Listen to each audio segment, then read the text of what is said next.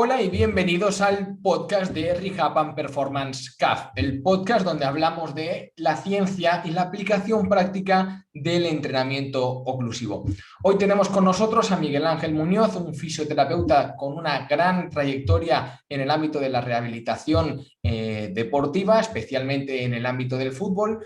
Un profesional que también imparte y divulga sobre entrenamiento oclusivo en México y bueno, ahora con las formaciones online podríamos decir que en todo el mundo. En esta entrevista de hoy, bueno, hemos tenido la suerte de contar con él para ver ese enfoque que es un poco diferente al mío, que siempre estoy hablando de entrenamiento, del ámbito del fitness, del rendimiento deportivo. Pues bueno, vamos a ver la aplicación del entrenamiento oclusivo en el ámbito de la rehabilitación. Además, también nos va a contar bueno, cuáles fueron sus barreras de entrada para utilizarlo, cuál ha sido la experiencia de sus clientes con esta herramienta de trabajo, cómo se desenvuelve él, qué protocolos utiliza, si los modifica los que hay en la literatura o si se ciñe a lo estrictamente publicado y más allá de la rehabilitación de futbolistas, qué otro tipo de población entrena o ayuda a mejorar Miguel. Así que bueno, sin más, os dejo con la entrevista, espero que la podáis disfrutar, acordaros de compartirla si os gusta el entrenamiento exclusivo, hacer llegar este tipo de entrevistas a todo el mundo porque son meramente divulgativas, informativas para ayudaros a realmente conocer esta herramienta y poder utilizarla adecuadamente y de esta manera, pues bueno, ayudar a una gran cantidad de personas que puede que la necesiten para mejorar fuerza, para mejorar masa muscular o para recuperarse mejor después de una lesión. Así que nos vamos dentro. Buenas, Miguel. ¿Cómo estás? Bienvenido a esta sección donde vamos a hablar hoy sobre entrenamiento oclusivo. Así que lo primero, antes de que me cuentes un poquito de ti y demás, te quiero dar las gracias. Sé que estás súper ocupado, me has dicho que te estabas mudando, has iniciado tu nueva clínica de fisioterapia, que nos puedes luego hablar un poquito de ella también y dónde te puede encontrar la gente en México. Así que sé que cuando uno está emprendiendo y tiene tanto trabajo, la verdad que te hayas hecho un hueco hoy para estar aquí conmigo, pues nada, un plus. Así que gracias por aceptar la invitación y por estar hoy aquí. Hola Daniel, ¿cómo estás? No, pues para mí es un placer estar aquí contigo, con tu comunidad. Al contrario, agradecerte a ti por la oportunidad, por contemplarme para llevar a cabo aquí la entrevista. Es un tema que nos apasiona a los dos, ¿no? De esta parte del entrenamiento inclusivo. Así que nada, el gusto es mío estar aquí. Sí, bueno, la gente ya ha visto un poco la introducción y yo quiero decir que a la hora de buscar a profesionales que divulgan con evidencia y que cuando se salen de la evidencia lo hacen con cautela, ¿no? Y diciendo que todo esto va en base a la opinión de uno y no tanto a la evidencia, porque hay veces que hay cierta frontera entre lo que está publicado y lo que uno experimenta. Cuando uno quiere buscar profesionales de ese tipo en el ámbito del entrenamiento inclusivo es muy difícil, especialmente en habla hispana. Y bueno, Miguel es uno de ellos que gracias a pues bueno, las cosas buenas que tienen las redes sociales lo he podido conocer y por eso lo tenemos hoy aquí. Pero bueno, yo he hecho una pequeña introducción, sí que me gustaría que pues bueno, tú nos contaras un poco más acerca de ti, ¿no? ¿Quién es Miguel? ¿Cómo conoció el entrenamiento oclusivo? ¿Qué haces actualmente en México? Bueno, pues yo soy Miguel Ángel Muñoz, soy fisioterapeuta. Eh, Trabajaba hasta hace unos meses, unos 3 meses, en un equipo de fútbol profesional aquí en México, en segunda división.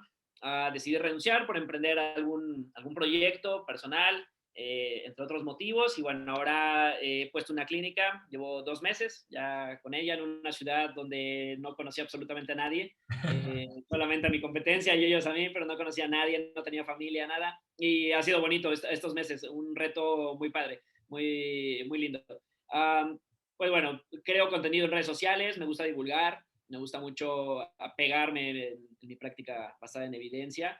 Pues no te puedo decir antes, te puedo decir que era un fisio más deportivo, ahora creo que combinándolo, ¿no? La parte clínica, la parte deportiva. Tengo un podcast que es de fisioterapia, principalmente, pero también han tenido invitados, doctores, entrenadores, preparadores físicos. ¿Cómo se llama el podcast? Para que lo Es conozcan también. Adictos a la Fisioterapia. Ahí lo tenemos.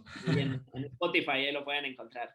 Y pues nada, y bueno, tengo una empresa de formación continua también, igual exclusiva para fisioterapeutas, donde tratamos de hacer pues cosas diferentes, ¿no? Algo diferente a lo comercial. Y bueno, respecto a lo que me decías, cómo es que llegó el oclusivo a mí, o yo al oclusivo, Fue a través de una experiencia muy linda dentro de la universidad. Cuando acababa la universidad había un previo de ir al servicio social donde tenía que hacer unas prácticas. Las hice en un equipo de fútbol profesional, el Club Pachuca, aquí en México. Y ahí fue la primera vez que lo vi, empleándolo en deportistas, viendo los beneficios, demás. Hubo un tiempo donde, pues aquí en México no es fácil conseguir el material, entonces como que me despreocupé, conseguí después el trabajo en el equipo donde estaba.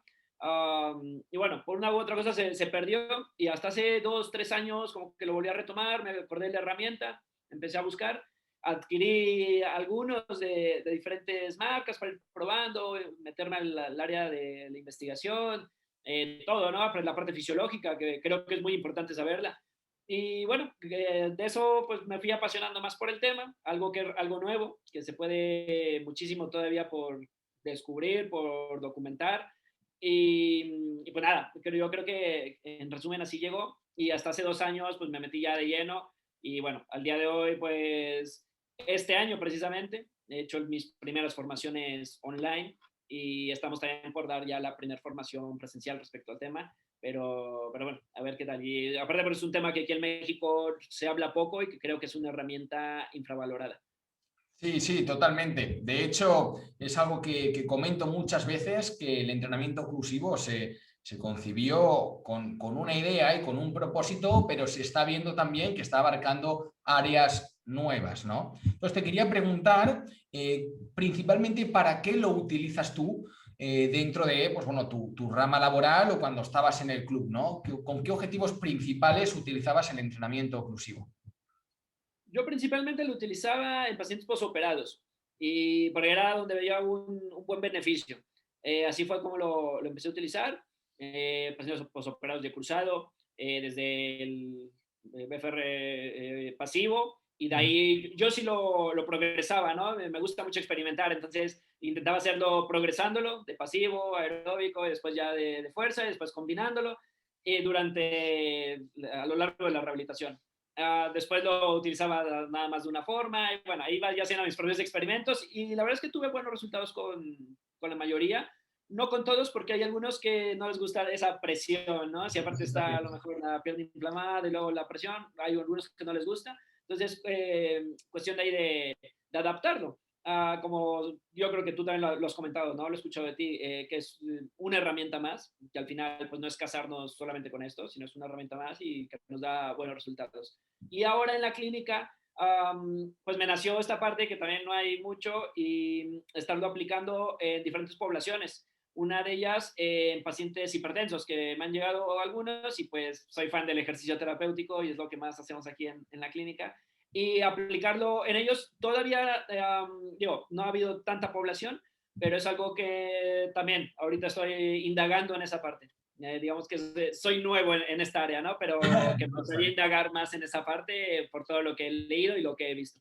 No, no, está muy bien. De hecho, me han venido ahí un par de preguntas, ¿no? Una, la primera que, bueno, más que pregunta es respaldar lo que haces, ¿no? Esa progresión desde lo pasivo hasta el trabajo de fuerza, pasando por el trabajo cardiovascular y luego combinándolo, porque muchas veces pensamos de una en meternos en esos protocolos y muchas veces la gente se olvida de que al final son protocolos bastante exigentes, demandantes, y en la literatura está muy bien porque luego la gente no sigue con el científico, pero si nosotros queremos que el cliente siga con nosotros, pues debemos cuidarlo, debemos familiarizarlo, debemos hacer que se lo pase bien, sabiendo que pues tiene que sufrir un pelín en algún momento en ese sentido, ¿no? Por las sensaciones más que nada, ¿no? Entonces, ¿cómo lo sueles progresar? ¿Le dedicas un tiempo a cada manera de aplicarlo? Y dentro de las diferentes aplicaciones que has mencionado, pasivo, fuerza, aeróbico, cardiovascular, ¿te ciñes a los protocolos de la literatura o tú por tu cuenta has experimentado otras maneras de aplicarlo que también te han funcionado bien? Porque es cierto que carecemos de, bueno, o se carece en la literatura de cierta creatividad que llevan, no sé, desde los 80 con el mismo protocolo y parece que no se puede hacer nada más, ¿no? Entonces, siempre me gusta preguntar a los profesionales qué hacen ellos, ¿no? ¿Cómo lo adaptan? Claro. Bueno, en el tema de la progresión, lo suelo hacer más con base a los tiempos biológicos, ¿no? Si estamos hablando de un cruzado, los primeros 15 días, a lo mejor, donde se tiene que proteger, donde no debe haber mucho esfuerzo y demás, totalmente pasivo, ¿no? Y ya conforme lo que va mejorando, va progresando de acuerdo a sus objetivos, ya voy cambiando, ¿no? La metodología de pasivo, cardiovascular y demás. Es decir, cuando empieza a caminar, pues ya ahí lo introducimos, ya no tiene ningún caso hacerlo pasivo. Y con el tema de fuerza también. Entonces, yo prefiero apegarlo así, que mejor la herramienta se adapte a mi paciente y no al revés. Y en el tema de los protocolos, fíjate que lo he hecho de las dos maneras en estos 2 últimos años. No recuerdo cuántos pacientes, pero yo creo posoperados probablemente tuvimos unos 6 entre el primer equipo y las fuerzas básicas. Y en esos 6 posoperados hacía diferentes protocolos. Desde la frecuencia, bueno, jugando con las variables, ¿no? Lo único que no cambiaba era ni el descanso ni la duración que te dice la bibliografía, ¿no? Que vienen siendo 5 minutos en el pasivo, 5 de duración y de 3 a 5 de descanso. Lo que sí llegaba a cambiar era el tema de la frecuencia, una vez a la semana. Había otros que lo hacía de 2 veces al día, había otros que los hacía de 3 veces a la semana.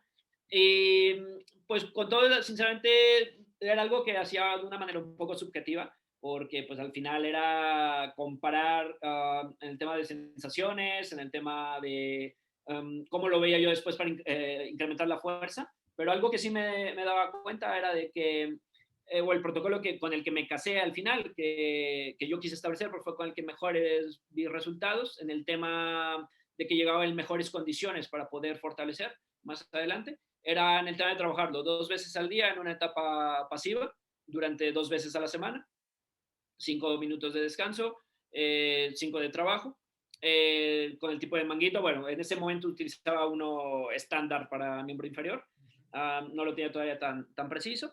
Y pues nada, eso, hacía 2, 3 sets también y listo. Y con eso, en el tema del pasivo. Ya de ahí, nunca lo pudimos medir, desgraciadamente, en el tema de, pues de que si mejoraba algo en fuerza o en nivel... Sí, a veces en el día a día es complejo estar por el ritmo del trabajo y demás, es difícil tener un parámetro de rendimiento, no sé, no, después del oclusivo y el postoperatorio mejoró el salto vertical. Bueno, es difícil verlo, pero bueno, si a nivel de la función muscular el tipo cada vez pues va volviendo mejor al terreno de juego, obviamente pues forma una parte de la recuperación, ¿no? Junto con otro tipo de estrategias que utilizaría seguramente. Ese es. Sí, ya de acuerdo en la parte aeróbica, esa sí la manejaba siempre de acuerdo a los protocolos que hay establecidos, esa nunca la llegué a cambiar. Y pues en el tema de hipertrofia, igual, siempre irlo progresando, ¿no? Desde llevarlo a cargas bajas hasta después llegarlo a combinar y después ya no ser también dependiente, ¿no? Al deportista de esta herramienta. Y curiosamente también había leído algún artículo en algún momento, pero eso ya fue en los últimos meses antes de renunciar y todo, donde ocupaban el oclusivo para método de recuperación. Sí. Que sinceramente no me he metido tanto a indagar a nivel fisiológico y que lo empezamos a ocupar, pero bueno, después vino ya ahí la parte donde se acabó la temporada y todo, y pues ya no se pudo hacer más, pero era un tema que me hubiera gustado explorar mucho más. Sí, a nivel fisiológico es que es un tema también complejo, porque como hay tantos aspectos que ocurren justo en el momento en el que realizas esa oclusión o esa restricción parcial, pues obviamente cuando uno está leyendo algún artículo o algún metaanálisis te lo van explicando todo por partes, ¿no? ¿Qué ocurre con la hormona del crecimiento? ¿Qué ocurre con esa hipoxia? ¿Qué ocurre con no sé qué? Y claro, luego intentar explicarlo todo de manera conjunta y dice, bueno, ¿y por qué ocurre esto? Bueno, pues vamos por partes. ¿Sabes? Aquí pasa esto, aquí pasa esto, aquí pasa esto, y luego entre todo ese cóctel, pues resulta que ganamos fuerza, ganamos masa muscular, parece que nos ayuda a recuperarnos. Por eso decía yo que estaba abordando nuevas áreas, porque sí es cierto que han salido algunos estudios, pero tampoco es que hayan muchísimos estudios como su uso para la estrategia de recuperación, para la prevención del daño muscular con el ischemic preconditioning, que es lo mismo que el PFR pasivo, previo a un protocolo de entrenamiento excéntrico, y luego también algunos de potenciación postactivación, que en algunos ocurre la potenciación postactivación, en otros no, pero bueno, ya salimos de lo que es fuerza y masa muscular y abordan otras áreas que al final, con los mismos protocolos, pues también tienes esos beneficios, ¿no? Es eso. Entonces, yo te quería preguntar también, porque dos cosas que yo creo que a los entrenadores y a los fisios puede que les surja como barreras de entrada a la hora de querer utilizar el entrenamiento oclusivo. Lo primero es, para ti, ¿es una metodología de entrenamiento que implique algún riesgo muy grave? ¿Cuáles son los posibles riesgos por el uso del entrenamiento oclusivo? Vale, sí, es algo que bien interesante, que se hace muy interesante porque sobre todo el tema de la necrosis, donde te dicen siempre, ¿no? El principal riesgo por tener una oclusión completa, sobre todo con los straps, un riesgo de una necrosis. Pero platicándolo también con gente que está metida en el área cardiovascular, que ellos fueron, en cuanto vieron que estaba metido en este tema, y fueron como que los primeros, ¿no? Que me decían, y me cuestionaban esa parte, y decías, ok, es cierto, ¿no? Nada más como que ya no es solo repetir lo que dice la literatura, porque pues, realmente te pones a pensar y, ok, una necrosis, pero ¿después de cuánto tiempo? Porque, bueno, si vamos a una cirugía, en una cirugía hay una oclusión completa del miembro sí o sí, y es al 100%. Eso sí, siempre la tienen controlada los médicos, cuánto Claro. tiempo va y todo, ¿no? Entonces, normalmente para que un tejido se llegue a la necrosis va de hora y media a 2 horas, 90 Oh. minutos, 120 minutos, cosa que no vamos a lograr nunca con el entrenamiento oclusivo, ¿no? Esperemos, a lo mejor Deberíamos. saldrá algún loquito y dirá, no, se lo dejé Claro. puesto y la mandé a caminar 15 kilómetros por la montaña, ¿sabes? Claro, claro. Sí, sí, por eso, no deberíamos. Entonces, eso hay que tenerlo claro, que a veces pensaríamos, ok, el principal riesgo, necrosis, te espantas, y yo creo que eso no está bien, hasta para nosotros, ¿no? Porque apenas le estás aprendiendo a lo mejor la técnica, escuchas necrosis y dices, mejor no lo pongo. Pero pues, yo creo que no hay ningún problema. Digo, puede haber el riesgo con los straps, pero digo, un tiempo muy, muy prolongado. En el tema, pues, como bien menciona la bibliografía, ¿no? De trombovenosos, embolias, rhabdomiólisis, pues sabemos que es de 0.008%, si no me equivoco. Sí, sí, sí. Creo que los tres, entonces tampoco es como que sea un riesgo alto. Sin embargo, hay por ahí 2 papers que me he encontrado que, de reportes de un caso que te hablan de rhabdomiólisis, a pesar de tener cargas bajas, y en deportistas que, si no recuerdo, creo que eran jugadores de hockey, y era el protocolo, este famoso protocolo, ¿no? 30, 15, 15, 15, cargas bajas, bien dosificado, y aún así presentó el jugador problemas de rhabdomiólisis signos. Y bueno, se soluciona y a los 8 o 10 días, me parece, creo que vuelve a competir, ¿no? Entonces, pero bueno, se detectan a tiempo. Pero pues eso te habla de que ahí está. Puede que es muy bajo, y yo siempre les digo a la gente que les enseño y que les explico la herramienta, es como que es muy bajo, pero pues puede que te toque, sobre todo si utilizas presiones arbitrarias, si no individualizas, si no sigues los principios del entrenamiento, si como que Claro, lo es haces. que yo creo que es eso, que hay que hacerlo muy mal para que te comas uno de estos problemas. Es decir, yo Es creo que hay eso. que hacerlo muy mal. Especialmente, yo lo menciono mucho, a lo mejor estás de acuerdo conmigo en esta, que los casos de trombos, etcétera, son muy bajitos, son muy raros, pero también hay veces que yo siempre lo menciono, que hay mucha gente que va por la vida medicada o que va con patologías no diagnosticadas, y muchas veces los profesionales de la salud no realizamos o no se realizan entrevistas con profundidad, en el cual antes de realizar ningún tipo de protocolo oclusivo te asegures de que no está tomando alguna medicación que podría derivar en una trombosis, o una medicación que podría alterar la presión sanguínea, yo qué sé, cualquier cosa de estas. Y yo creo que es muy importante esa primera parte de descartar riesgos, ¿no? Sí, pero sobre todo porque a veces damos por hecho, ¿no? Que la persona es sana, que viene a hacer ejercicio, si hablamos de entrenadores, que está sano, si viene a terapia, bueno, a veces pensamos que solamente viene por la rodilla y que es solamente un dolor en el popliteo. Y haces una ecografía y te das cuenta que no, que es un trombo, ¿no? Y que si hubieras hecho lo oclusivo, adiós, y te llevas un susto en la clínica aparte de una demanda, ¿no? Entonces es interesante esa parte. Igual el hecho de usar la oclusión completa, que también hay evidencia, ¿no? Que te dice que eso hace tanto la oclusión completa como llegar al fallo muscular, aumenta el riesgo de esta formación de trombos. Entonces, como bien dices, un desconocimiento de la técnica, por supuesto que va a tener sus riesgos, pero yo creo que el único contra, de hecho, que yo creo que veo de esta herramienta, es un profesional mal capacitado o no capacitado. Sí, Y en la cuestión totalmente. de conducción nerviosa también hay mucha evidencia que te dice que no hay ningún problema que te genera a la larga, ¿no? No, totalmente. En eso yo creo que estamos de acuerdo. Al final el profesional es el que tiene la herramienta, ¿no? Es el que agarra el martillo. El martillo sirve para meter algún clavo y como se te escape y le des en la mano, pues también te puedes hacer daño en la mano. Entonces, al final el que maneja el martillo es el que manda, ¿no? No la culpa del martillo. Y luego otra pregunta, que bueno, has mencionado ya algo de eso, es con respecto a la otra barrera de entrada, entre comillas, ¿no? Uno hemos dicho, tal vez los riesgos, que uno dice, bueno, tengo cierto miedo porque le voy a colocar un manguito, se le va a generar una presión. Y la otra es que para hacer las cosas realmente bien y salir de las presiones arbitrarias hay que hacer unas mediciones directas, ¿no? Quería saber cómo lo llevas tú a cabo, cómo aprendiste a realizarlo y un poco cómo recomiendas que la gente se introduzca o aprenda esa técnica. Bueno, la manera pues, más objetiva y directa y que pues, siempre va a estar recomendada pues, es a través de ecografía Doppler, ¿no? Donde bueno, se coloca el transductor sobre el pulso y bueno, se va inflando el manguito y bueno, ahí se ve cuando está totalmente ocluida y ya sacamos nuestro 100%, ¿no? Nuestra presión arterial oclusiva. Esa sería la manera ideal, pero pues en lo personal lo he tenido la oportunidad de trabajarlo así 3 veces, 4 veces, por curiosidad, por buscarlo, pero económicamente ahorita no hay presupuesto en la clínica para tener uno y en el equipo también, era un equipo modesto donde por más que lo pedía, pues nunca tuvimos uno. Entonces, bueno, pero sí quería aprender cómo se veía, cómo se hacía y lo busqué por fuera.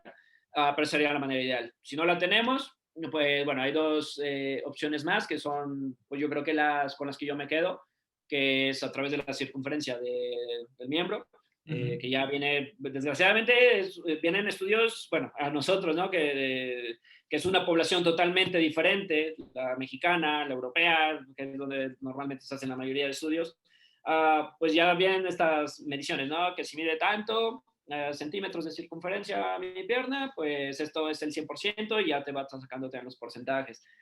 Esa podría ser una manera, yo sí la llevo a ocupar. Y también, pero yo creo que esa se ocupa ya que tengas un poquito más de experiencia y que sobre todo de práctica, el tema de la medición del pulso, ya sea del pulso radial o del pulso pedio para miembro inferior.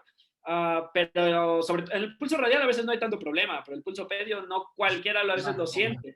Sí. Claro, entonces yo creo que es de muchísima sensibilidad, muchísimo error y prueba. Y yo lo que le llego a recomendar a veces a la gente que llego a formar en el tema es hacerlo mediante el pulso para tener la práctica y tener una referencia, la tabla de circunferencia. Así yo ya sé, si a lo mejor me mide mi miembro, no sé, 50 centímetros y mi 100% me sale que son 100 milímetros, pues sé que estoy mal, porque la tabla te dice que son 200 para llegar al 100, ¿no? Entonces sé que perdí el pulso en algún momento o algo hice mal. Entonces vas teniendo ahí como que esa referencia y bueno, esas me parece que pueden ser las mediciones directas más objetivas. Ya por ahí había visto, creo que tú debes saber ahí más del tema seguramente, porque yo no lo he indagado, de esta medición con oxímetro, que habéis Sí, con el escuchado. cinturómetro. Medición Sí, con... es otra opción que te sirve para Sí, tren, sí.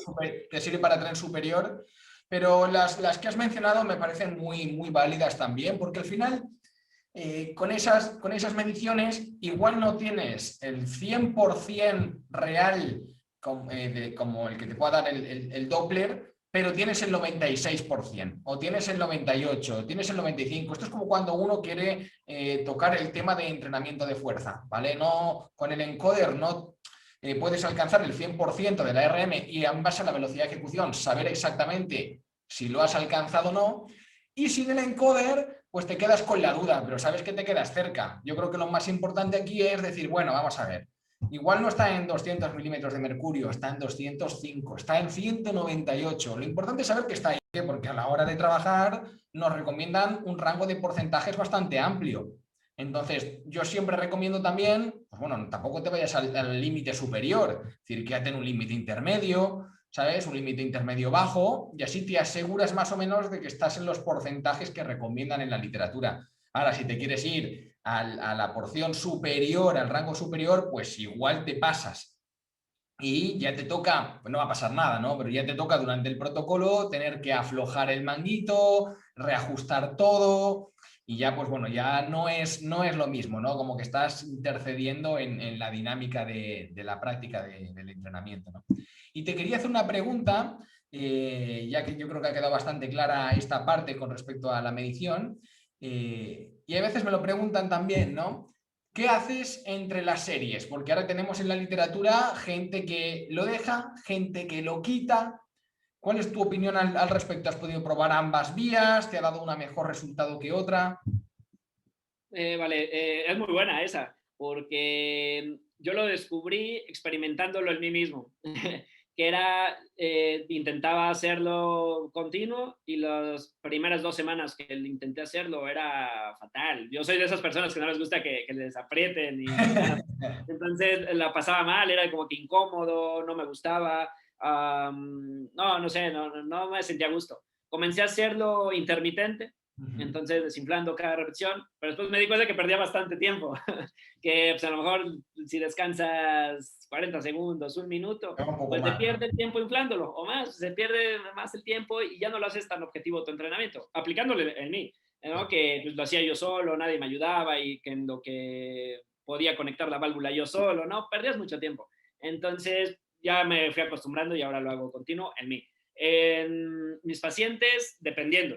Si son como yo, que no les gustan esas sensaciones, trato de hacerlo intermitente. No importa que no tenga a lo mejor los tiempos correctos de descanso, pero que se vaya acostumbrando a mi paciente, que se adapte.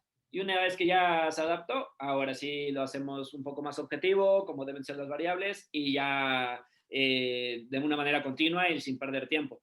Obviamente después de cada ejercicio, ahí sí hago el desinflado, pero entre cada serie no. Y pues nada, pues al final la evidencia te dice que es los efectos similares, ¿no? En una Sí, u otra. que sí, al final 1 milímetro más, 1 milímetro menos, dices, bueno, no es, para mí no es significativo. En ese sentido, sí, el tema es la logística, es lo que tú mencionas. Si estás solo, tener que estar vaciándolo, inflándolo, pues realmente te estropea parte del entrenamiento y dinamismo. Ahora, si lo estás utilizando con un cliente y eres tú el que lleva la batuta del protocolo, pues bueno, puedes vaciarlo y facilitarle un poquito la experiencia, pero si no es complicado. Pero bueno, son cosas que van saliendo, yo creo que son importantes porque hay veces que la gente lo pasa realmente mal y se le puede aliviar un poco la molestia desinflando un poquito el manguito para luego volverlo a inflar. De hecho, tenemos el BFR pasivo que tiene esa mecánica de funcionar y de generar adaptaciones, pues es un poco un mix, ¿no? De liberar las compuertas, volverlas a cerrar, liberar, cerrar, mientras vamos estimulando toda la masa muscular. Claro, o luego, bueno, me ha tocado también pacientes, a lo mejor mujeres ya grandes, que con cualquier cosa que se peguen apenas y se les hace un moretón, una equimosis, ¿no? Un hematoma. Sí. A veces con ese tipo de pacientes, cuando se trabaja continuo, a mí me ha pasado que al día siguiente amanecen con uno, con dos, y por muy pequeños que sean, se espantan y provoca pues ahí un nocebo. Entonces también suelo preguntar mucho esa parte, si tiende a que se generen hematomas por cualquier golpe. Si es que sí, pues trato de advertirles o de plano a veces no utilizarlo, ¿no? O utilizar Claro. una presión más baja de la que es. Que para mí me ha servido eso para proteger un poco mi área y aparte si le pasa, pues el paciente ya sabe que le va a pasar y se despreocupa. Sí, de hecho, el pequeño entumecimiento y ese pequeño hematoma son, digamos, los efectos adversos más comunes de estos. Y yo fíjate que yo llevo ya 5 o 6 años con esto, no he visto ni uno. Es decir, el entumecimiento sí, porque al final cuando estás regulando siempre pasa que uno mide en reposo y a medida que vas haciendo repeticiones hay cierta inflamación local y empieza a apretar más el manguito. Pero nada, enseguida alguien te dice, oye, siento un poquito de entumecimiento y terminas de ajustar y se terminó el problema, ¿sabes? Pero yo creo que son las dos más comunes en ese sentido, ¿no? Y Sí. te quería hacer una pregunta que me ha parecido muy interesante lo que has mencionado de los pacientes hipertensos, porque lo has utilizado en el ámbito de la rehabilitación deportiva, especialmente en ese club donde estabas, que me parece un contexto idóneo y de hecho de que el club lo tuviera ya me parece increíble, ¿sabes? Pero en el ámbito, pues bueno, de este tipo de pacientes de salud, que te viene una persona con hipertensión y bueno, ¿cómo es ese abordaje? ¿Qué es lo que le recomendarías a otros profesionales en ese tema? Bueno, el primero yo creo que es, a veces uno piensa, ¿no? Y de hecho en alguna bibliografía vieja de oclusivo, una de las contraindicaciones importantes son pacientes hipertensos. Y en los test donde viene que es hacer, si, pues, sí, de esos algoritmos, ¿no? Que te dicen que si tienes hipertensión, pues mejor no lo hagas. Esto te lo dicen hasta hace algunos años y están ahí establecidos. Ahora la evidencia te dice que viene bien. Al igual que, bueno, tú sabes también más de esto que yo por el tema del entrenamiento, igual que se pensaba, ¿no? Que el ejercicio isométrico antes prohibido en hipertensos por temas de... Van cambiando. Claro, y ahora totalmente diferente. Puedes controlar un paciente hipertenso a través de contracciones isométricas. Es increíble. Y con el BFR pasa lo mismo. Entonces, yo creo que lo principal que diría es de que hay que quitarnos ese miedo de a lo mejor de... Porque si lo hacemos con miedo, puede que nos equivoquemos. O sea, yo creo que aumente ese riesgo. Entonces, yo sinceramente lo comencé a hacer con familiares para tener más confianza. Bueno, y si pasa algo que le pase al familiar, ¿no? Pues por lo menos la demanda iba a quedar en confianza. Que te ponga la herencia, si pasa algo, que te ponga ahí antes de que probemos esto, ¿sabes? Sí. No, afortunadamente no pasó nada. Pero bueno, iba viendo como que los protocolos, iba comparando y pues, así fue como me quité el miedo, la verdad. Y veía que no, que tenían buen resultado. Y ellos también, porque eran pacientes que, bueno, la familia es el peor paciente y que nunca quiere hacer ejercicio, tal vez pacientes sedentarios. Si tienen hipertensiones porque son pacientes sedentarios la mayoría de las veces. Entonces, bueno, cuando está diagnosticado, pues es más fácil. Lo que sí hay que tener cuidado es cuando no está diagnosticado este paciente, porque a veces ni el mismo paciente sabe que lo tiene.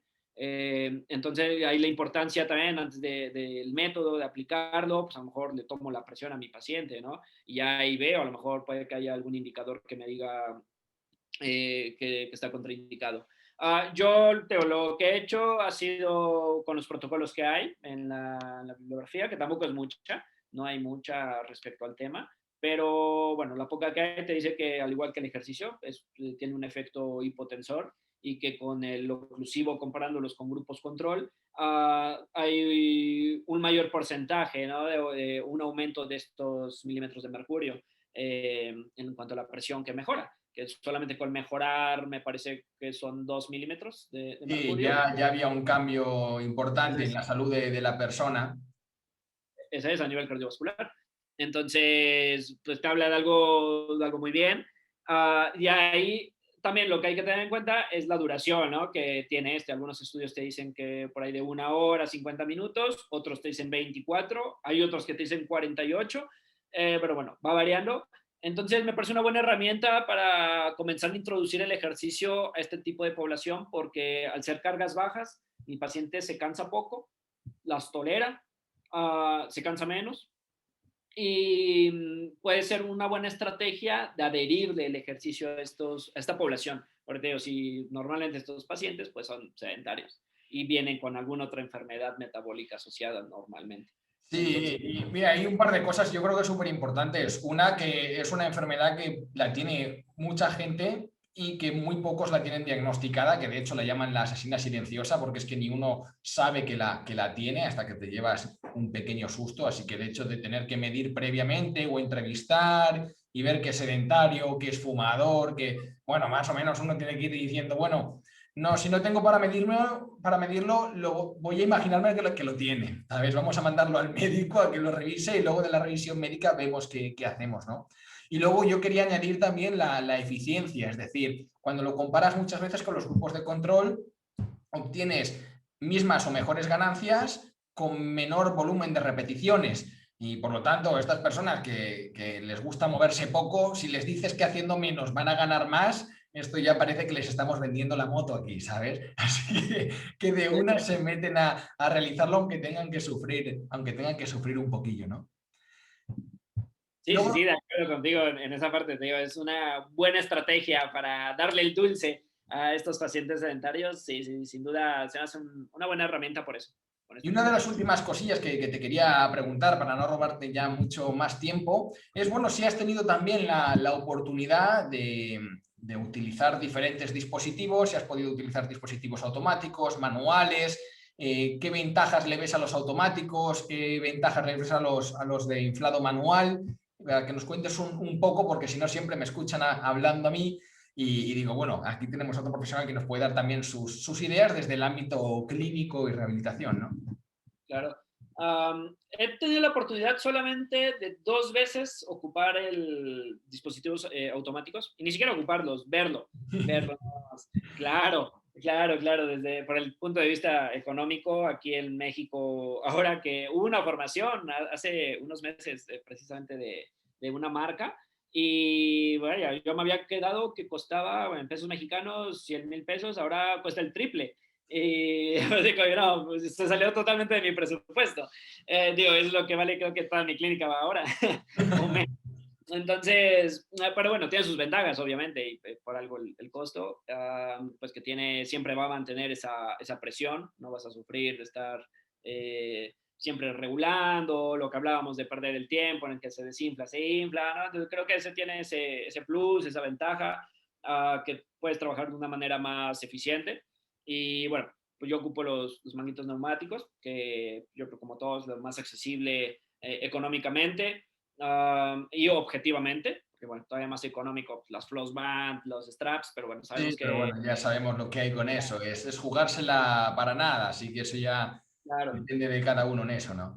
claro, que desde que no puede pasar nada, literal, hasta que puede pasar todo, ¿no? De lo que hemos hablado. Entonces, bueno, yo ocupo los manguitos neumáticos, tengo pues un costo-beneficio, creo que me parece lo mismo, que es una diferencia económica abismal y que al final, si lo sabes trabajar, que es lo más importante, y como en el ejercicio convencional, ¿no? Si sabes jugar con las variables, con los principios del entrenamiento, es lo mismo. Entonces, yo creo que es la mejor herramienta a costo-beneficio.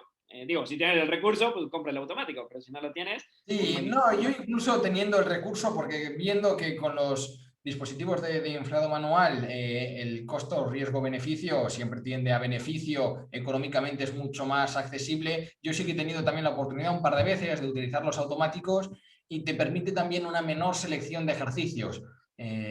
Claro, Tienes que estar en el sitio, pues si no se te enredan los cables, te puedes tropezar, te lo puedes quitar y ya pues es un poco más complejo, ¿no? Y viendo que con los otros dispositivos se puede emplear con total seguridad, bueno, si te quieres gastar pues lo que te quieras gastar para cada trimestre pues declarar más gasto, ¿no? Está genial, pero que realmente no te hace falta, que hay dispositivos al alcance de entrenadores y de fisios sin necesidad de irse a los miles de euros para comprarse el dispositivo automático, ¿no? Que bueno, que si alguno claro. que escuche lo compra y está en México o en España y nos quiere invitar a probarlo, pues sin ningún problema igual, ¿sabes?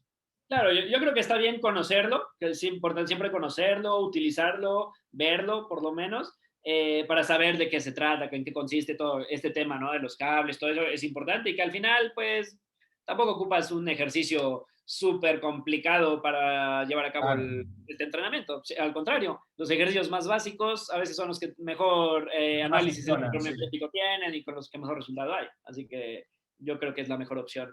Sí, en ese sentido totalmente. Y bueno, una última pregunta que te hago, que lo hemos charlado previo a enchufar el botón de grabar, es el uso de este entrenamiento oclusivo en el agua, ¿no? Estas ideas que veníamos hablando, yo creo que es interesante también que la gente vea que se están tocando otras superficies, ¿no?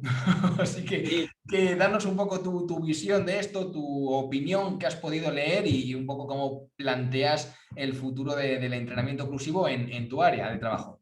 claro. Bueno, lo hablábamos antes de grabar, ¿no? Que me parece un tema interesante, porque hay dos perspectivas, desde la parte de que, ok, te puede ayudar a lo mejor en el tema de rehabilitación, con ejercicios sencillos, a lo mejor estando de pie, haciendo movilizaciones, al usar cargas bajas y demás, pudiera ser una buena opción, pero tengo ahí una espinita clavada que me gustaría indagar, investigar y a lo mejor ahí platicarlo contigo más adelante, que es el tema fisiológico. No sé qué tanto, y te lo comentaba hace rato, no sé qué tanto puede afectar, por ejemplo, la posición, sobre todo el tema de nadar, ¿no? Y de hacer un BFR aeróbico nadando.